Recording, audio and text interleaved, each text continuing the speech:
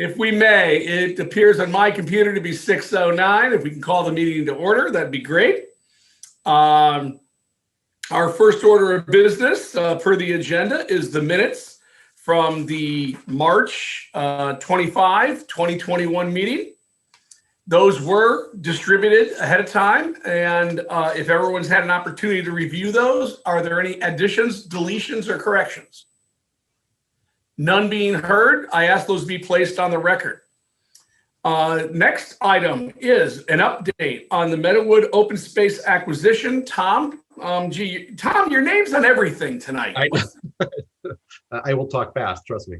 The Meadowood. So you've probably seen a lot of information heading out there through town channels and social media channels. The Board of Finance at their last budget hearing, they were presented once again with the Meadowood.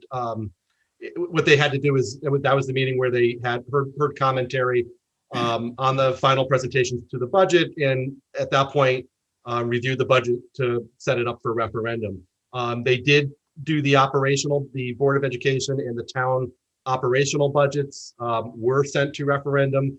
At that meeting is concerning the Meadowood acquisition. They chose not to second a motion that would have led to a Board of Finance vote on whether to add the Meadowood acquisition as it stands right now to that May 4th referendum. And that's how it was left after that meeting.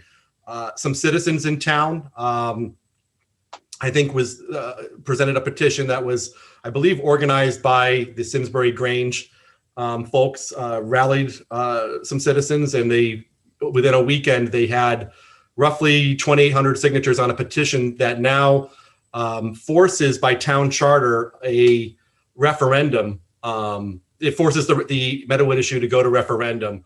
As part of that, the town now has to hold a meeting, a public meeting this weekend, and due to COVID and a lot of other things going on right now, the Simsbury Farms rink has been chosen for the site because it is a rain or shine place where we can gather a large group of people at this time. Should a large group of people gather, it will be held at 11 a.m. this Saturday. I believe the date is April 24th at Simsbury Farms. It is open to the electors of Simsbury. Those are people over 18 who are eligible to vote in town, and those who own property, I believe, are valued over $1,000 in town. At that meeting, those eligible voters may speak on the topic of Meadowood, and this meeting is restricted to only Meadowood. The resolution concerning the Meadowood acquisition is not open to other budget commentary at this time. It's only the matters concerning Meadowood. It will be again held in the rink. Those voters will be able to check in. They will be able to indicate whether they chose to speak or not at the meeting when they check in.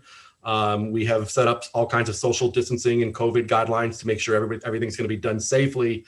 Others are non-voting public or out-of-town visitors are allowed to attend the meeting, but they will be seated in a special area to recognize that they are not eligible voters. I guess that's how we're going to do it.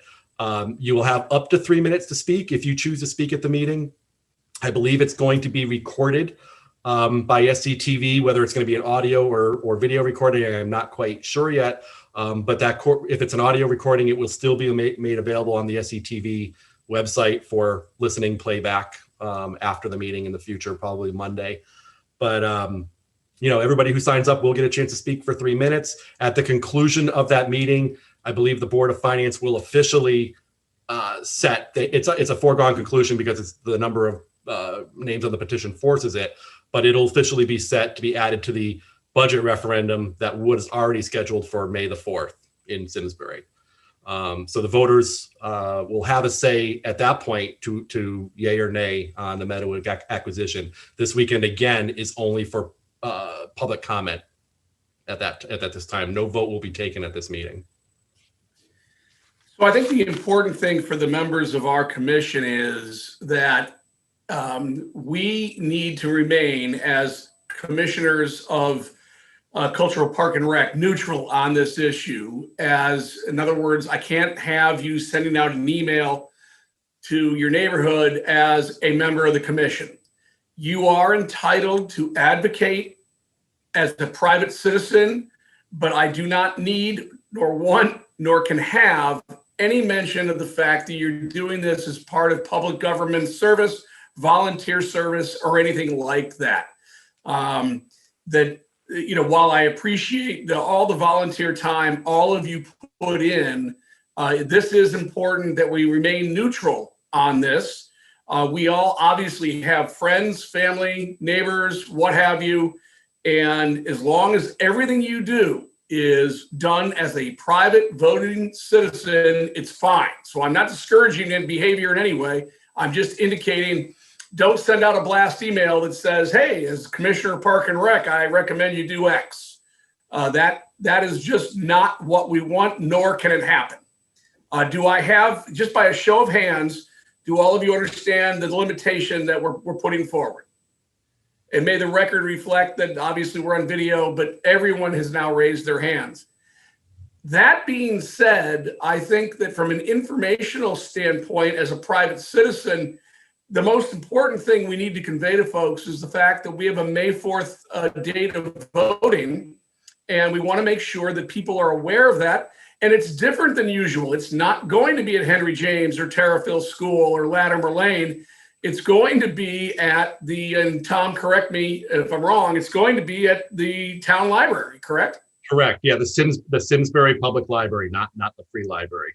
So again, as private citizens, and for those private citizens that happen to be members of the commission that are really interested, passionate, or want to see this get through, you are allowed to go ahead and advocate, inform, and encourage people to vote. The budget vote traditionally has a very, very low participation rate, and yet there are two big ticket items on this year.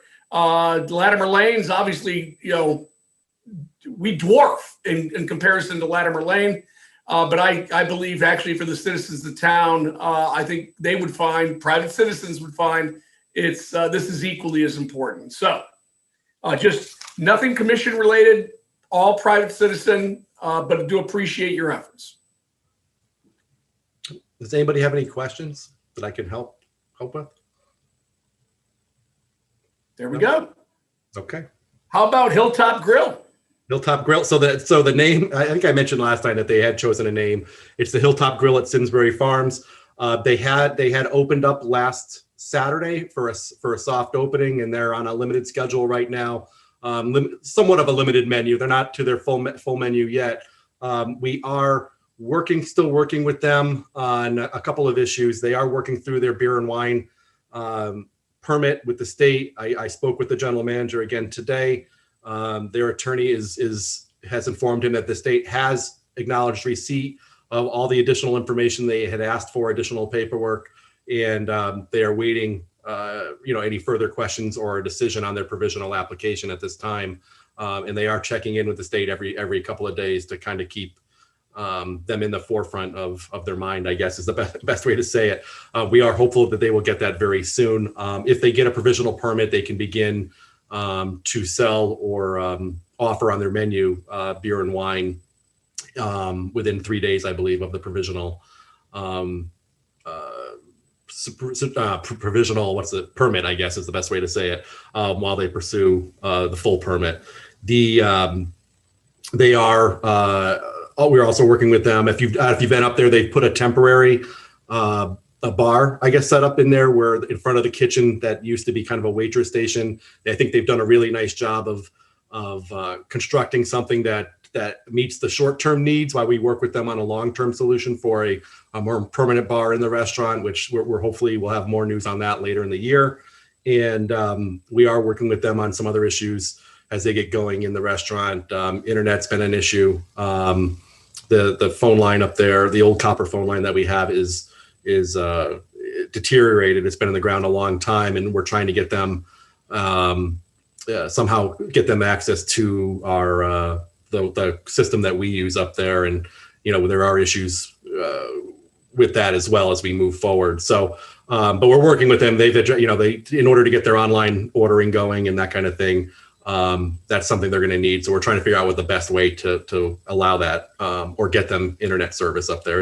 It's kind of an out of the way location, as you all know. We've been dealing with internet issues at the farms for years, and with our fiber line being installed soon, that may free up the Comcast line that's currently in place. So we're hopeful that we'll find a solution through our IT department and their IT people as well. But that's something. They are operational. I've heard good things from those who have eaten up there. They are starting to have a social media presence as well. I thought they did a nice job with the pictures they put out the other day. I encourage you to find them on Facebook, Hilltop Grill at the Farms, and give them a follow or a like if you could, and help spread the word about them. They're again, I've said to you many times, this group has been a pleasure, absolute pleasure to work with. They're enthusiastic about this opportunity. I know they will certainly take advantage of everything that they can up there. The golf staff has been working with them, and it's been great for them. We're making a lot of progress, and I really believe you'll see a huge difference in, but as we get through the season here, in the service being offered. It just, it's going to be great. I think these people are really interested in making a go of this, and they have done this in other places and have some background and know what they're doing, and I'm just looking forward to see how this all, hopefully at the end of the year we can all look back and say, wow, there's a lot of hurdles to jump through, but we made it. We got something really good going on here, and that's what I think people will find as they have their first encounters with this group. So, Tom, I guess this is my first hearing of some issues with internet, and they don't have signs on the course yet. As you know, we have a sign on 8 and 17. Yep. And I have no issue with if the internet's a problem and people can't necessarily call in to make that pre-order. I just would hope, and I'm not the best one at this, but I would hope there's some on whatever social media space they've got, they're letting people know we're having some just startup issues. Bear with us, just so that that guy's first experience with them, if he goes back and goes, oh, I didn't see that. Okay, I can forgive them. They're having some startup issues. It would be nice, just communication. Yeah, I think keeping it to I tried to make the comment on social media today. They're in a soft opening phase. And anybody who's ever encountered anybody in a soft opening phase, you're working out the kinks. Good. And that, it's a new facility for them. It's it is our facility, and we are working through it. They are aware of the signage. I can give you a sneak peek or a little behind the scenes. I previewed their website that they have set up for online ordering, and it's going to be great. You can actually choose. You could be at the tennis courts, you could be at the playground, you could be at the pool, and you can actually you could be anywhere on the course, and you just indicate what hole you're on in 15 to 20 minutes, and they will bring your menu item to that location. So you could be on the playground and enjoy a picnic dinner in the pavilion over there, and they'll bring it right over to you. So I think that's going to be a fantastic service that people I think will really appreciate as we move forward. You could be leaving the pool and have your dinner waiting for you as you walk out of the building. If I could quick jump in on that point, I feel like that's something that we as a commission, when you talk about disseminating information, that's one of those things. That's a huge feature. It is. I feel like, that's something that, think about that. Like you said, the pavilion or wherever you are within that complex, to have it delivered to you is huge. Plus, it's so close, it'll still be hot. So, it really shows that they're making an effort to connect to not just the golfers, but the wider Simsbury Farms user community. And it's going to be exciting. You're going to see some signage at the pool on how to order. It's, you basically just scan the thing on your phone, scan the QR code on your phone, and it takes you right to their online menu. And again, through the soft opening phase, they can't really do that yet. We're still getting the golf cart ready. All of these little things that add up to being able to offer that service. But I fully expect, by middle of May, we should have all of these little things taken care of. And as the farms crank up with the summer programs, we'll have this available to everybody. I think it's going to be a home run. That's something I think we've all thought would be a great idea, and it's happening. So we're excited. Yeah, great. Any questions from anybody? All right, Tom, just perfect segue, the golf course update. Sure, yeah, golf. We've been open now for a little over a month. It's been busy. We are not enjoying as nice a weather as we did last spring, where it basically was 65 and sunny every day right through early May. So we've had our challenges with the weather, a little bit here, a little bit there, but the play has been consistent on nice days, which is great. The lighting project has moved out of the golf parking lot for the first phase. The bases for the light poles are installed, and they are working their way. I guess they're through the Simsbury Farms main pool parking lot with bases. So now you're going to see them going back down the hill toward Miss Coppinger's house, is where they're about halfway down that hill where they stopped the trench last year. So now they have to pick that up and go to the bottom. There will be new lighting in addition to the pole lighting. There'll be some new lights on our sign at the bottom of the hill. The sign we are also working on replacing.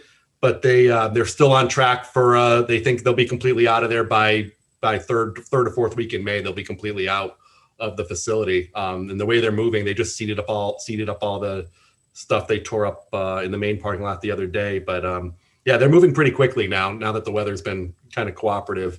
And on the golf course, the drainage projects on 12 and 7 that they started last fall, those have been cleaned up and are basically out of the way at this point. We have hired our new assistant golf superintendent. His name is Jonah Wellens. He was formerly the superintendent at the Suffield Country Club. Jonah joined us last week, so we're excited to have him on board. He's been, from what by all accounts, he's kind of just jumped right in and like he's been here for years. Brian is enjoying working with him. Most of our seasonal golf staff is back at this point. By that I mean our part-time April to November staff. We had 2 who've left us from the last couple of years, and 2 who have just joined us this week, in addition to the 3 returners. And then our college seasonal staff members will start up, I think, toward the end of May. So Brian and his crew have got the course cleaned up from the winter. Play is continuing. John Berengi and his staff are moving full speed ahead. I'm just going to let Liz in here as we're talking. And yeah, the golf course, I mean, we're hoping for another great year. I mean, right now play is still above average from a normal year. Certainly we're not at where we were last year due to the later opening and the weather delays so far. But yeah, we're still on pace for a really good year. Any questions? Just really a comment from a golfer. I have brought 3 folks that didn't normally play Simsbury Farms. The greens and the course are in immaculate condition this early in the year. So my compliments to our superintendent and our new superintendent, because the course really is in great shape. Tom, the one question I did have is, who's responsible? I saw that we put seed down, but who's responsible for watering and making sure that we actually get grass growing there? Is that us or is that the contractor? In the parking area? Yep. Yeah, so that at this point, it's still the contractor's work because they're not done in there. They're going to come back and do the poles, so they'll still be working in that area. They will do another, if necessary, another seeding. I mean, with no irrigation right there, we're kind of at the mercy of Mother Nature, which this spring we've had some on and off wet days. But that you're going to see, we're not going to look our best in the parking area and on the hillside probably till the fall. In all honesty, I mean, we're going to have to get through that. As much seeding as we can get done during the spring grow-in period. We got to hope for a little wet weather here and there to keep it going. But if we get to mid-June and it hasn't taken, it's going to be we might have to look at hydro seeding or something like that from the contractor if there's money left in the budget. Then you'll see you may see a fall grow-in period as well. But like any big construction project, it's going to take some time to get back to looking our best. But I know Brian's been kind of poking around and taking a look at it, and we'll do what we can around the building. We did, you'll notice that outside the restaurant there, where the propane tanks were removed by Mike Wallace last fall, they have reseeded that. Brian will be taking care of that to make sure that kind of comes back in a little quicker. And the food service delivery truck, the first delivery this spring, the driver wasn't exactly familiar with the loading dock at Simsbury Farms, and maybe he was a little bit green. He kind of rutted out the drive going up to the loading dock, so that had to be fixed. But that our guys took care of that. And again, while the construction project's going on, that area kind of is the contractor's responsibility. And you know, from what I saw the other day, or what they did around the main building, that we spoke with him and spoke with the foreman, and he's aware of, you know, what we want and expect at the end of this thing. So no, and I appreciate that, but I would encourage you or Brian or whoever is the contact. It's the old first and last. It's your first impression when you drive in, and the last when you leave. That, you know, I'm walking off the course and I got to walk over all this crap. There's no grass. There's no water. So just whatever communication needs to take place to make sure somebody's got that on their mind would be appreciated. Yeah, you know what I think I could do, Dave, is we'll do a pardon our appearance while, you know, ... Perfect. Perfect. I think everybody who's driving up to the farms right now sees the construction equipment, so it is somewhat obvious. But once they're out of the golf parking lot, I can understand that you don't see, you know, you see the staging in one side of the lot right now, but a lot of that stuff's going to be gone out of there pretty soon. Tom, that would be great. Just, you know, we all know that there's times you got to do what you got to do. I like that pardon our appearance. Yeah, and I'll just make a quick comment on that, if I may. Tom, you guys do an awesome job, and clearly your crew goes above and beyond. If possible, in addition to the sign about under construction, whatever temporary measures can be put in place to make sure it does get a drink occasionally while this seating period is in place. I realize that's a tall order, but you know, whatever there might be in terms of temporary solutions, I'd recommend it, because I echo Dave's sentiments, which are, you know, it's really critical in those spots to get them seated. Yep, I agree. I'll do what I can on that one. I think I know some people. I think you do. Any questions for Tom regarding the golf course update? All right, let's move on to the fiscal year 22 budget. So again, it's really important. We've been talking about the budget now for 3 months. I've been dealing with it for almost 4 months now. We have a lot. The Culture Parks and Recreation Department has a lot of support, I guess, from town government in this year's budget, from the new parks maintenance facility technician position, which is in the budget, to a number of projects, the parking at the Sinsbury Meadows, the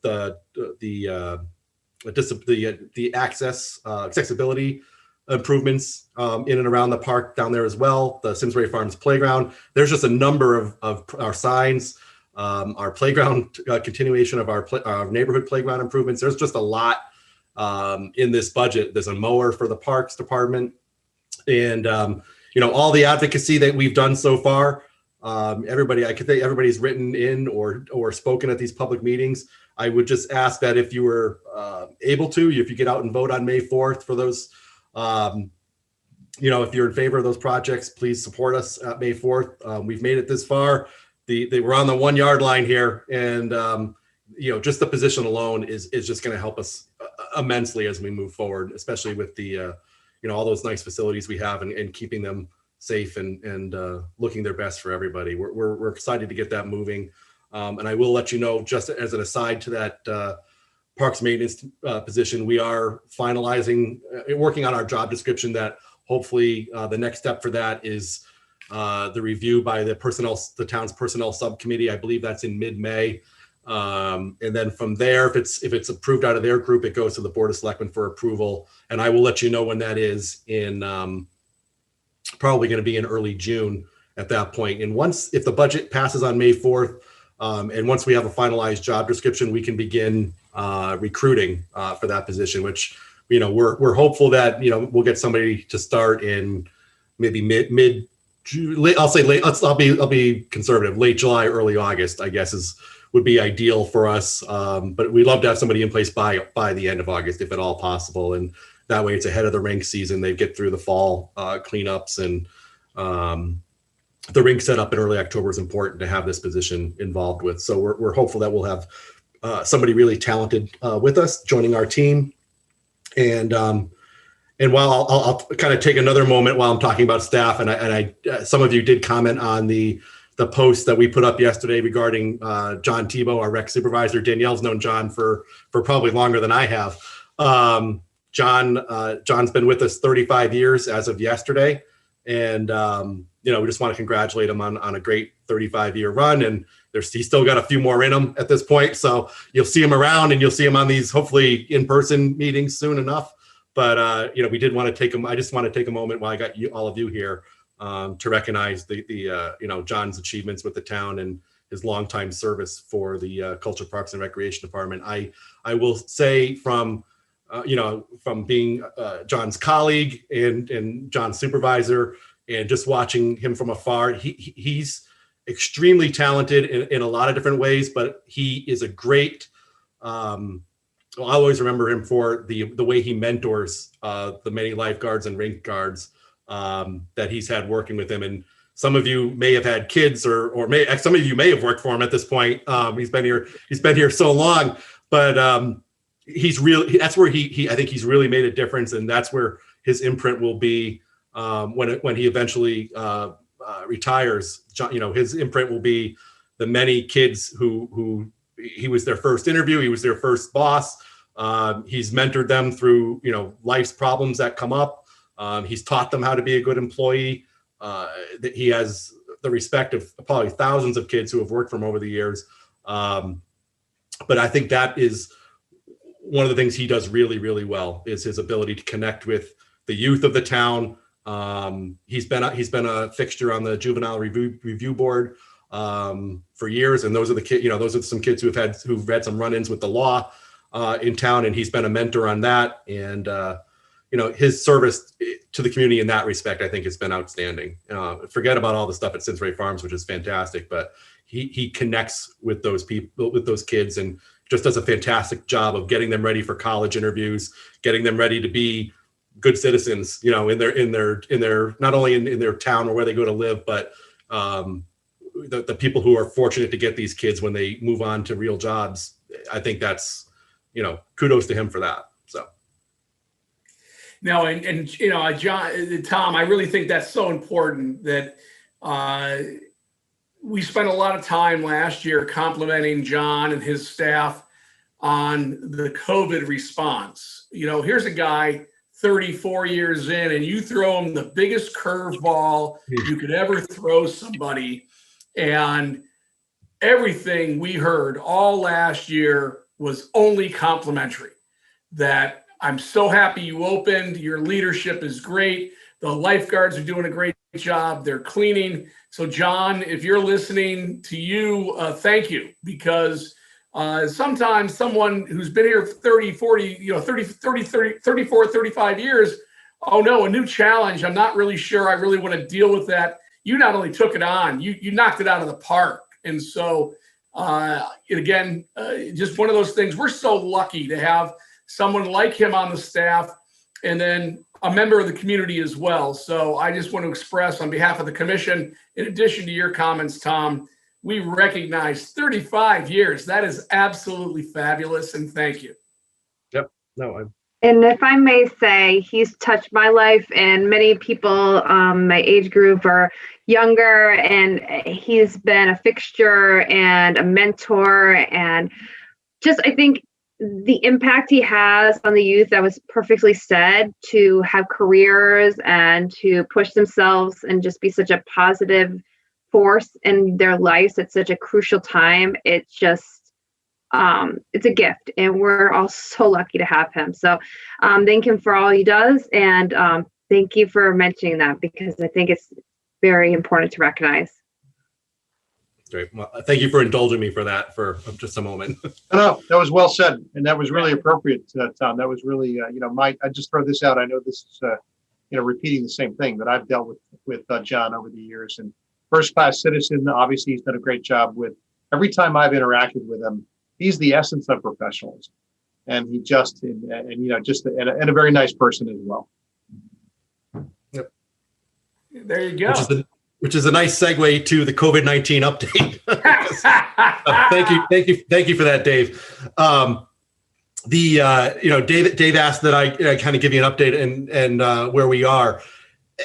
like I said a lot last year, the state, you hear things from the state one day about something really positive, and the next day the actual paperwork comes out and it's not always as positive. So, you may have heard the governor say last week, everything's going to be open up on May 19th.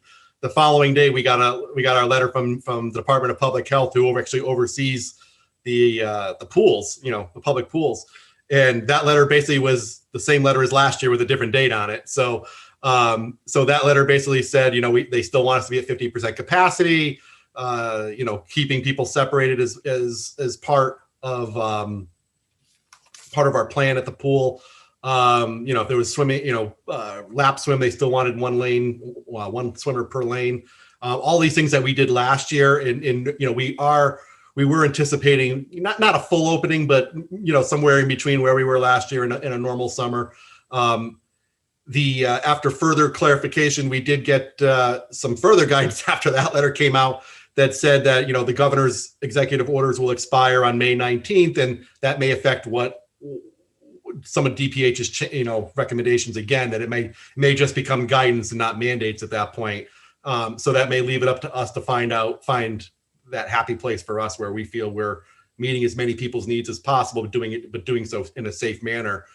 So we're continuing to work on that. I can't tell you for sure it's going to be a full opening or if it's going to be a 50% opening. I would imagine that, again, I think we're really going to be somewhere in the neighborhood of 80 to 90% of a regular capacity. I do think we'll still continue in some manner with a pre-registration, just so we, on a 95 nice sunny day, we don't get, we're not turning people away at the door. And I would really be unhappy in having somebody pack their kids up, come out to Simsbury Farms and not being able to get in. That just makes life harder for everybody. And so I think we're going to continue with some manner of pre-registration, whether it's two sessions in the afternoon or one long 7-hour session, where it's 300 people instead of 195. But some kind of pre-registration will take place. We have increased our limits for our capacities for swim lessons this year. So we're going to have a number of many more kids involved in swim lessons. We are running the water exercise programs that are primarily attended by seniors in town. We have increased our day camp capacity from last year was 60. We were at 80. We're going to go to 90 now. I just finished the hiring for the day camp staff the other day. John has finished his hiring for the lifeguards. So over the next month, we'll start scheduling staff training and getting them ready for, we're anticipating a Saturday, June 12th pool opening.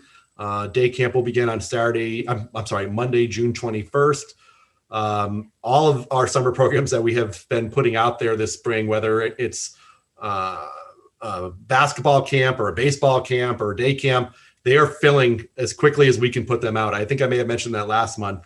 People are I'll use the word thirsty for programming for their kids. They're kicking them off the computer and off the couch and outside this summer, which is going to be a great thing for us. And we're excited. Whether it's an educational art program or cooking or field hockey, everything is at or above what a normal year would have been for these programs. So we're really excited. We actually held a baseball camp at Memorial during the school vacation period last week with the high school baseball coach, and he had 52 kids in baseball camp scattered over 4 fields. We had to battle the weather and make some schedule changes last week with the rain, but he made it work. Nico is great, and we had 2 sessions of a cooking class on Tuesday, I believe, last week, and we had 10 kids in each of those sessions, and those camps are already sold out for the summer. The art camp sold out for the summer. I believe Lego's camp is sold out. The film making camp is almost sold out. It's just really good for us to see these things filling up, and knowing that people are looking for the services, that we had to dial back last year, and we're getting calls from everybody, wondering about the pool schedule and whatnot. But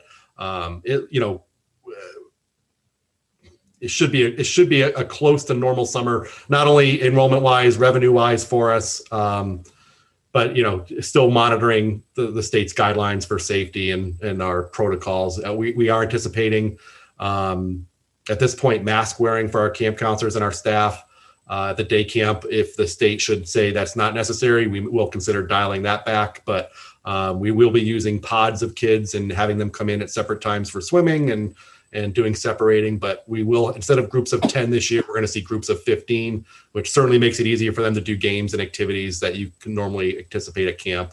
There'll be 2 counselors with each group of kids with each group of 15. And then we have our directors and our assistant directors kind of supporting them as needed throughout the day. But again, it's going to be a busy year, and which is good. It's good. It makes the days go by fast. We see a lot more smiling faces than we did last year, and that's what this is all about for us and for all of you who are supporting us. So. And Tom, you are not doing the CITs this year, is that correct? We are not. We chose not to do the junior counselor program, nor did we do the adventure camp. I think I've said before, I didn't feel comfortable sending kids to Six Flags or Brownstone where there's going to be large gatherings. And as you can see right now, this age group is the one who's kind of leading the way in the COVID spread right now, whether it's sports activities or gatherings. We knew they'd be the last ones to be vaccinated if that's a possibility for that age group. So we didn't, the unknown in February and March and April, told us, don't do this right now. And some towns are going to do it. I think we've been a very progressive in our program offerings over the last year. We offered a lot of things when other communities don't, but we know what we do well. We know what we can support, which staff we can support and keep not only the staff safe, but the kids safe. I do anticipate bringing those programs back next year. But those are decisions we made this year, and I thought they were the right decisions to not only for our program, but to keep those kids safe and sending them home to their families safe. When you have control, that means a lot. And so again, I on behalf of the commission, I'm fully in supportive of, although the adventure is a great camp, just let's not jump the gun. But Tom, did have a question. You've mentioned a number of sellouts already and a great deal of demand. Is there an eye toward, all right, there's so much demand, we really need to create and go hire a little more and do a little more? Or do we have just functional and, facility restrictions that really limit what we can do? Yeah, that's a good question. It really does come down to, in a sense, to the weeks we have available, the number of facilities we have available. The Apple Barn is our primary location for educational programs. You can only get X number of kids in the Apple Barn. There's only 8 to 9 weeks of summer camp available to us. And I believe we have everything scheduled in there except for the week of July 5th, which is with the legal holiday on Monday. It's a short week. So some of the contractors like to shy away from that week. But what we have done for instance, with the art camp, instead of offering just a morning session, we're offering a morning and an afternoon session. We had a wait list of 25 for the morning. Oh. We opened up this afternoon session. It was sold out in a day. So we've tried to kind of use our facilities to the best of our ability. We're staying away from the school facilities, except for the indoor volleyball and basketball camps and Central School's use for the day camps. Now the school, I think they have other programs in that building. I think Danielle can tell you too, 90 kids at Camp Stuff to Do is about where we've been over the years for an average summer, maybe a little above average. The most in my time here since 1999, we may have had 100, 110 in the max years. And that's with the Board of Ed children who joined our program and all of their staff supporting us. I think 90 is close to normal. In my 3 years here, that's the most kids back here. That's the most kids we've had. And the waiting list are another 20 beyond that. We did hire some extra staff this year to get us to 90. But we have to think of the worst case scenario that we have to go inside on a rainy day and how many kids can we safely put in there and spread out. So I think 90 is where we're going to stay on that one. But that also puts kids over into the tennis and golf camp, and it puts kids over to basketball camp. Not everybody can go to day camp, and so those other programs I think are seeing some bump from that as well. So yeah, no, it's a nice problem to have. But when you hear wait lists, I'm sure there's probably some comments you're hearing about, oh come on, it was sold out in a day. But The same token, we're still not out of the woods yet. So we fully understand that you've got to be smart, safe, and you have facility limitations. That's fine. Yep. Any questions for Tom about the summer programs? Any new business that we haven't already addressed? So the only thing I wanted to end with is I'm so glad that Liz could join us again, because we have our newest board member, which is her dog. I don't know if any of you have noticed, every time Liz is on a board meeting. So Liz, what is the name of your dog? This is Bruno. So now apparently we have, what do we make him, Tom? You know, a member. There you go. So we're so glad that Bruno could join us once again. It's always great to, you know, we all love pets, and Bruno, though, apparently loves park and rec meetings. I don't know why. If we ever need a quorum, we know who to go to. There you go. My 40 girls on my tennis team love him too. So. All right. Well, good to know that Bruno is now the official ex officio member. So I simply am going to end this with we need your help. May 4th. You cannot do it as a commission member. You do it as a private citizen through your neighborhood list, through your contacts. People don't like to go out and vote, especially this year. It's not where they're all used to going. But I do believe that there is some good information available that is out there that as private citizens we can share, and just hope that you will use your contacts and the people available to bring out the vote on May 4th. And you can do absentee voting also. It'll be mailed out this weekend. And if anyone's uncomfortable, you can do an absentee vote. How would they do that, Liz? Do they call it? Do they contact the clerk? You just have to request one, and you can just do that online with the clerk's office, and you can drop it off. We'll have a drop box at Town Hall, and I'm a deputy registrar, so that's why I can tell you that I'm a deputy registrar voter. So yeah, please come out. We're doing absentee also. So there's an option for people that may not be as comfortable voting in person. So there you go. So Liz, so glad you joined us, not just Bruno. Thanks. All right. Is there anything else, or do I have a motion to adjourn? So moved. Second? I see a bunch of hands. All those in favor? Aye. So great to see everybody once again. Stay safe. Hope you all get vaccinated, and